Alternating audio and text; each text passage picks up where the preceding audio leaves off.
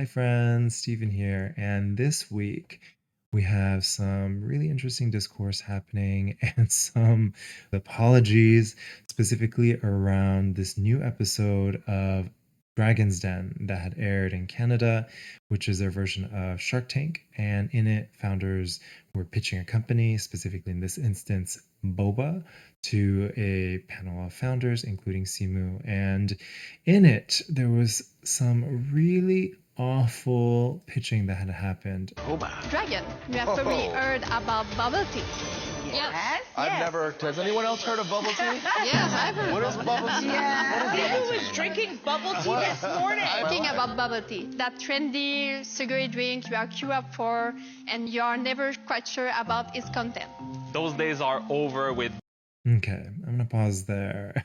And if you want to watch the whole video, take a look at it online, but it's basically a train wreck. It's pretty bad, and these founders had said some pretty triggering things. And the end of the episode, the South Asian founder ended up having a discourse with Simu around the need to take it to the masses. And Simu was basically standing up for the need of cultural representation, this warning for cultural appropriation, and the South Asian founder ended up investing $1 million into this company.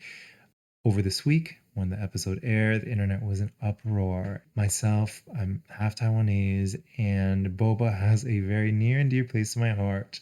Something that I grew up with cultural appropriation. You see a lot of push for making it healthier and better understanding these ingredients that we're aware of, right? The last big one that I could think of was when congee was repackaged as this innovative new porridge with cinnamon sticks. And then right now, you are actually seeing this happen in real time with also matcha. A lot of white-founded companies are repackaging matcha and redefining it in their own ways. And I think we're going to see some things to come in the future with that. But this is, I think, the tip of the iceberg. In going to their website, you see lack of cultural understanding. Even in their About Us page, they talk about this being the first ready to drink bubble tea, albeit this had been packaged and sold since I had known. And then also one of the founders finally finding a supplier in Taiwan and convincing him to make a brand new formula for bottled bubble tea. Crazy. It's just, there's no words to talk about. Even when it comes to talking about what is healthy, right?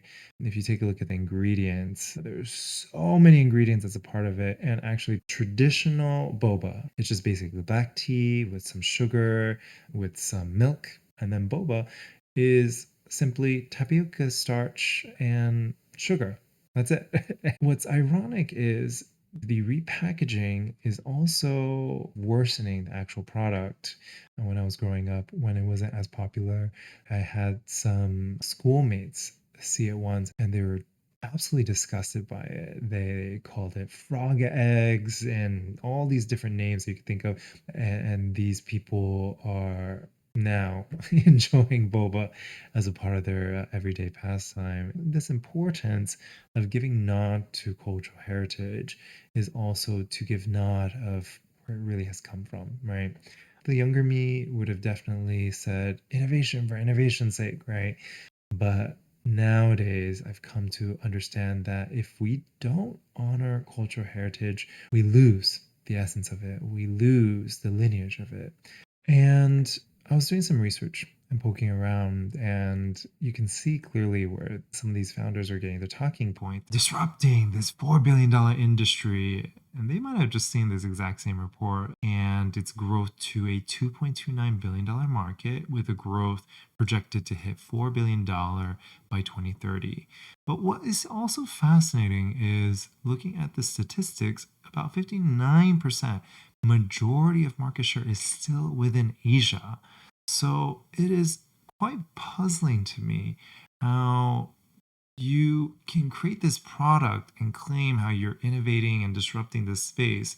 Meanwhile, the majority of folks are still consuming it tied to its cultural heritage within Asia. I think this points to a few things. We need to not only uplift founders with a closer tie with cultural heritage to the product. This is their family, this is their heritage, this is their ancestors. Give them the space, give them the runway to have success. The second part is taking a look at founders who don't come from traditional practices and put pressure on them to really honor tradition instead of colonial practices.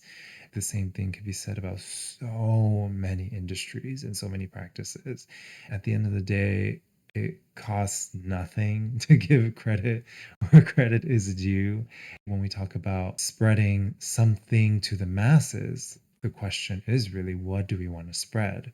If it is really just a product, then is it really just money, right? That they're truly after instead of truly spreading tradition, practices, and the education to bring us all together around something quite delicious and sweet. If you have local bubble tea shops, go and support. They're just like your coffee shops, and without supporting the small ma and pa shops, we're not going to have any of those left. Thank you for watching, and hopefully that helped. Bye.